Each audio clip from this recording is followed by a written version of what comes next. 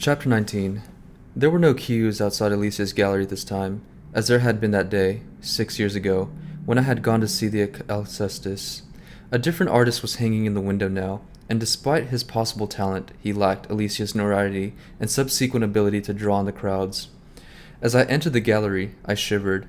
It was even colder in here than out on the street.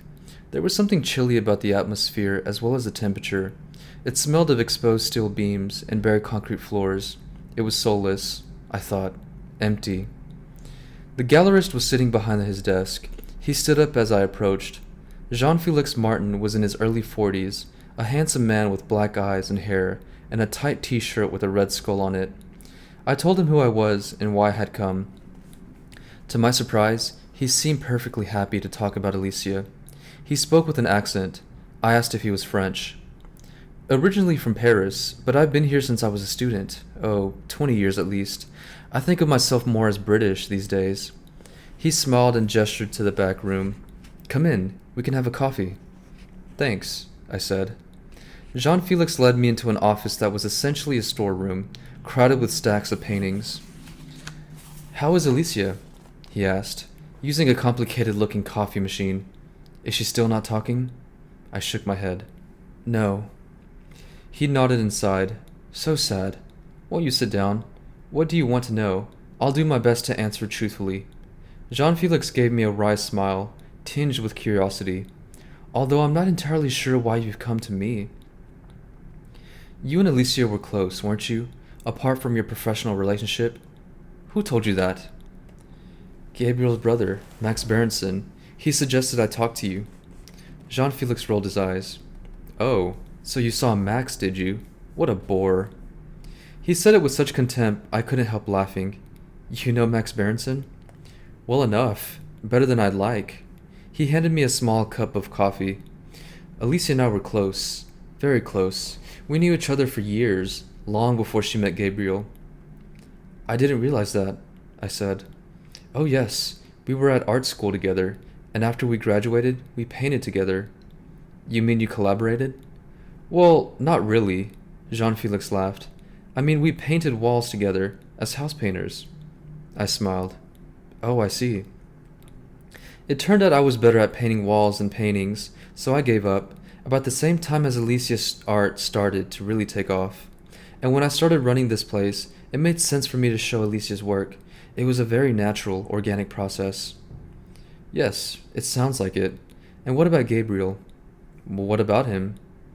I sense a prickliness here, a defensive reaction that told me this was an avenue worth exploring. Well, I wonder how he fit into this dynamic. Presumably you knew him quite well? Not really, he said. No? No. Jean-Felix hesitated a second. Gabriel didn't take the time to know me. He was very caught up in himself.